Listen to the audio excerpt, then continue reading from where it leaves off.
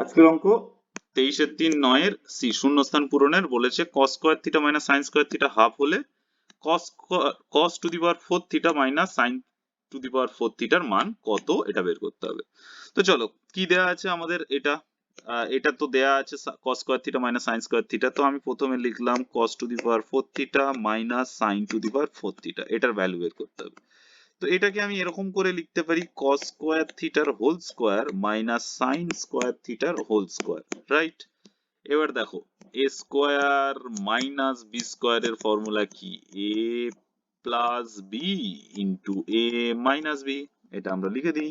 তাহলে cos square theta plus sin square theta into cos square theta minus sin square theta, right?